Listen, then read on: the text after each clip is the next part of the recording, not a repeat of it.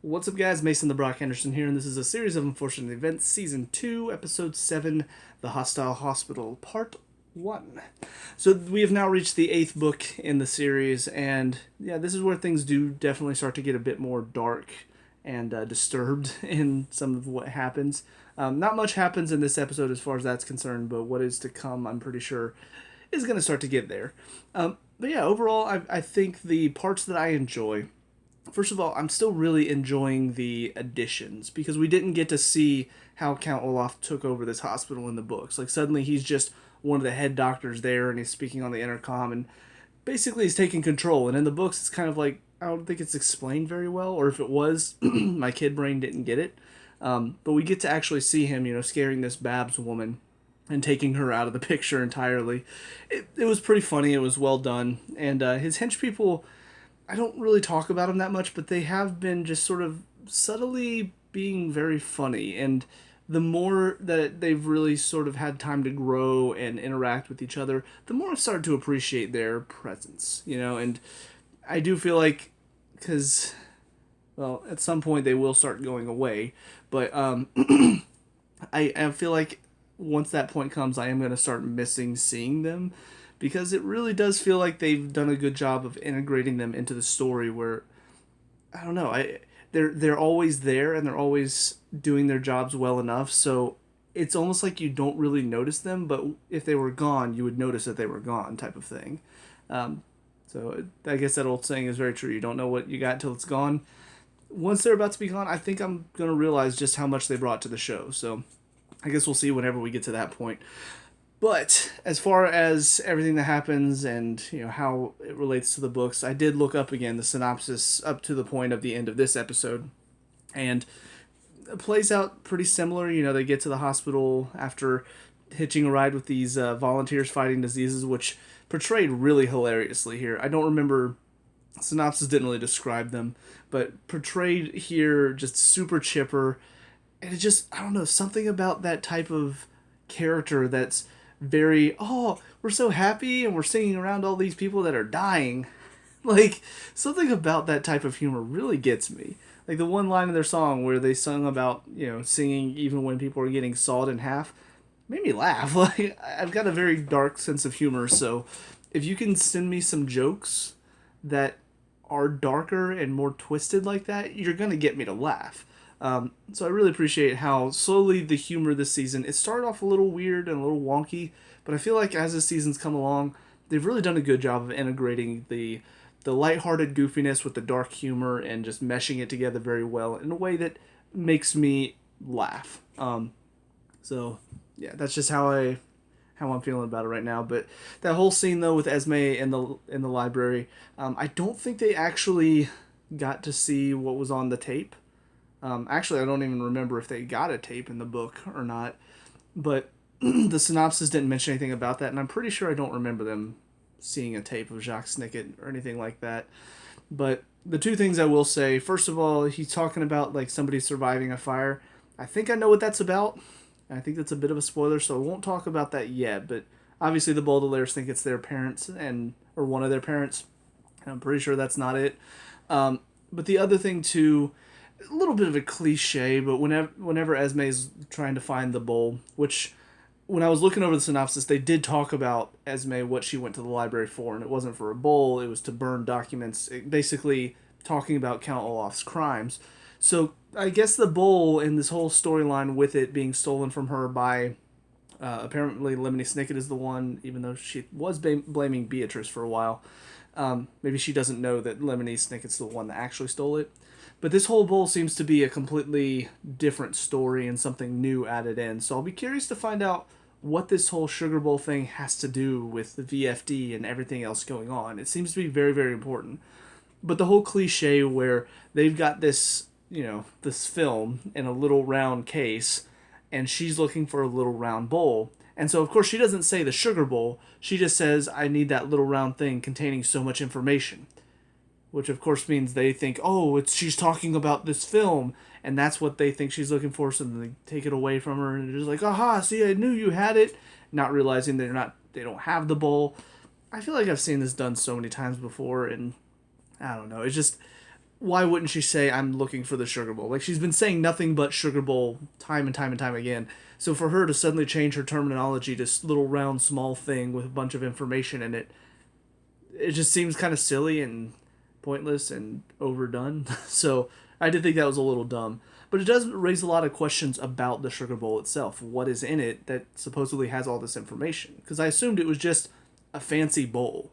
But it seems like it's much more important than that. It seems like there is something at least inside of it. Maybe it's where she kept some of her secret documents. Maybe, I don't know. So yeah, I'm curious to find out more about that. But yeah, Violet gets kidnapped, which also happens in the book, and taken by Count Olaf. So that's going to be the second half of these two episodes. It's really weird talking about it because they're two separate episodes, but they're both halves of one book. I don't know. It gets a little confusing to try to piece it all together. But anyways, the only other thing I can think of, and I realize it's kind of the point, and it does fit with the theme and the jokes in this show, because they really do like to hammer in sometimes just how depressing and how bad things are. So much so to a point where it like verges on, okay, you're going with this too long, but then they go with it just a little bit longer. And it's just like, okay, now you're getting back to being funny again, because it's almost comical how long you're sticking with banging and bashing, like the kicking the dead horse thing in the Austere Academy. I didn't talk about it, but in reality, that's kind of what this show does. It keeps beating the dead horse by constantly beating us over the head with, like, this is going to be bad, this is going to be bad. And they did it again with this one. And I think this is kind of the most, I don't know, it was the most on the edge for me of being funny. Because most of the time when they overdo it, I'm just kind of like, okay, I get it. This one actually was kind of funny in how over the top it was, because they steal Hal's keys, right? And of course they've had this whole thing about, can we do this? He trusts us so much. You know, we feel awful for doing this, but we need to do it. And Lemony Snicket is talking about betraying a man who doesn't deserve to be betrayed and all of this. So they keep bashing us over the head with it, and then he gets up, and they put the fake keys in there that makes him think he still has them. And just for like a good 30 seconds, he just goes on and on about how much he trusts them and how they're so trustworthy and how he really thinks they're the most trustworthy people he's ever met and how he's going to file them under P for people he can trust. Just like, I don't know, something about the way they hammered this one in particular was actually kind of funny to me, and it's not worked on me so far this season. So I don't know if I've just got Stockholm Syndrome now to the point where I'm just like, sure, I've just given in to the madness and now I find this hilarious. But yeah, it worked for some reason on this joke. So I don't know. I don't know what was different about it. Maybe it's because Hal, like the guy they got to play Hal, just did a good job of being so happy-go-lucky that maybe that is what made me laugh, because they'd already hammered it in so much, but just to see his big old goofy grin, he's just like, I trust you guys so much. And then even as he's walking away, he turns around and gives like a happy wave to him. So I'm just, I don't know. Maybe it wasn't that funny, and I've just gotten to the point where I'm giving in to the madness of the show, and so I find it funny now. Or maybe this one was actually funny for a reason that the other ones were not funny. Who knows? But that's about it for this episode, so on to the second one. See you there. And now for episode 8, part 2 of the Hostile Hospital. And yeah, very entertaining still. Just, I don't know, I'm really starting to like how good the humor's coming along. Seeing Klaus dress up in the beard and the doctor outfit was really, really funny. And some of the jokes they managed to throw in too, like the conversation between him and Count Olaf when they're both disguised as doctors. I thought it was really funny that whenever he typically like gives his little spiel about who he's disguised as, people just bite on with like no real questions, like, oh yes, that all sounds legitimate. But for some reason Klaus, when he says he's from Oxford, or he went to school at Oxford, and Count Olaf questions it, he's like, that doesn't even sound real. The VFD volunteers people behind them just start laughing like, yeah, Oxford, what? I don't know why, but just something about that little detail made me laugh, because I'm just like, of course, the one thing that's real because now that Klaus is giving his lie, the thing that he said that actually is a school, of course they're not going to believe it because that's this world. That's the world they live in where people are just, I don't know, they're backwards. So, but yeah, overall it was very entertaining. A lot of very interesting moments too. I will say, Esme for me, she's kind of, I don't know, she started off okay at first and she sort of got a little annoying at a point and then kind of got funny again. She's kind of gone back and forth. The one thing I will say though is I didn't really find her intimidating at first.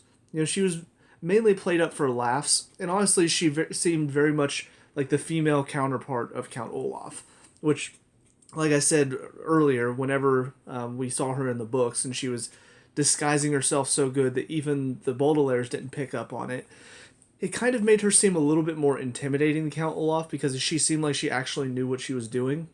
This one, they didn't really do that with her. They made her very cartoony, villainish, over the top, and again, like a female Count Olaf. But now all of a sudden things have gotten a little bit more interesting with her, where she's becoming more intimidating, honestly. And she's becoming more scary in a way than Count Olaf even is. He did have one scene in this when he's talking to Violet when she's strapped down to the bed. I will admit, I was waiting for the joke to hit, and it never really did. Like, there was no joke to that scene. It was just him basically telling her in a very intimidating way, like, no, you're going to die. Like, I'm going to ruin you. And it came off as an intimidating scene, and there was no, like, punchline at the end. Like, what he said was not really a punchline. He just says all that, and he's like, that's fun. That's not really a punchline, though. It's not intended to be a joke. It's really showing how he feels about them and how much he hates them. So, very interesting there. And then, for Esme, again, she's becoming more scary. And in this one, she's dressed up as a nurse, and just the way that she delivers her lines are just very intimidating to me. And she's doing a very good job of carrying herself well. And sure, she had the one funny moment where she's talking about, like, her head comes off. And then, like, trying to reach while still holding that noise, reaching for the elevator button. That was a little goofy. But everything aside from that was just very well delivered in a way that is kind of legitimately scary. Like, yeah, so all in all, I mean, these two, they're becoming a much better team, I guess, because they don't even really work together that well, but that's also kind of what makes them very interesting. In that one, she wants the bowl, and the other, he wants, the information about Snicket that he just got. And on that, he does watch the video, and he hears, oh, there was a survivor of the fire, and he also assumes it's the Baudelaire fire. But I think I know what fire this is going to be, and I don't want to say anything because I'm pretty sure I know something. Ooh, excuse me, that hasn't been revealed yet, but I remember something from the books that we haven't seen yet. And I'm like, okay, I think I know what that's actually talking about. So I'll be curious when we're going to get to that, because I don't remember when they find out more information about it. But the other thing is, I was waiting to see how this one would end, because at the end of this one, the way it ends in the book, and I even looked up to be sure I wasn't wrong in remembering this, at the end of this one, this is the first time that we see in the books the death of one of Olaf's henchpeople. And it's the man of indeterminate gender that dies in this one. He gets caught in the room after they bungee out and essentially dies in the fire. In this, they decide to let him or her live, and I don't know if I like that because it does sort of leave the room open for we're not going to see the henchpeople disappear at all. And I feel like that kind of takes a little bit away because, again, in the books, it felt like they were actually, even though they weren't directly doing it, they were hitting back at Count Olaf a little bit because he was losing the people that were helping him. He was losing the one thing that kept him ahead of the game, which is a team. And so whenever he started to lose people, it made more sense why, because there are a couple people that join him later on and help him out in the later installments. So I do kind of worry that they're not going to start doing it where the hench people slowly start dwindling away until he's got nobody left. And I feel like that's a very good storyline. So I don't know why they didn't decide to kill him or her off. Because, I mean, they had the whole setup there. They go into the room, and the Baudelaires jump out, and then Sonny cuts the little rubber hose, and it hits them in the face. And then they just show up in the car, and they get in. I'm just like, okay, so they're not going to die. Odd.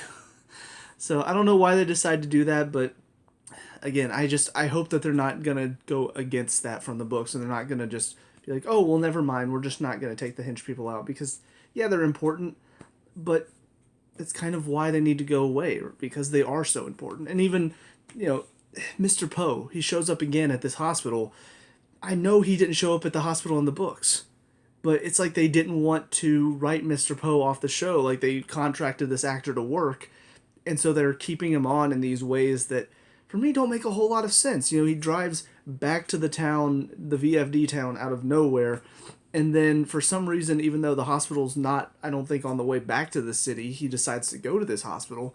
It feels like it's very forced for me. And I don't really need to see more of Mr. Poe, because, again, they've not written him in a way that makes me want to see more of him. He seems like kind of just an idiot and kind of a jerk in this series. So if they had written him more interesting and given him a bit more character, maybe it would be funnier to see him involved. But because they didn't, anytime he shows up, I'm just like, okay, he wasn't there in the books, so why do you keep writing him in? Why do you keep bringing him in where he doesn't need to be? And I know it's just because they probably brought the actor on for the whole season, and so they're just like, yeah, here, keep showing up. But, well, I guess we'll see how they decide to take this last installment at the carnival, because, again, this is kind of the one that stood out to me as a kid, because I remember how it ends. So I guess we'll see if they still keep that, or if they decide to change it up a little bit. We do remember Olivia's going to be there because she got the Madame Lulu poster, and I do remember Madame Lulu was a part of the carnival. So yeah, I guess we'll see how it goes. But as far as these 2 episodes, that's it for me. So let me know what you guys think down in the comment section below. What were your thoughts on these 2? Let me know. We can talk about and discuss all that good stuff.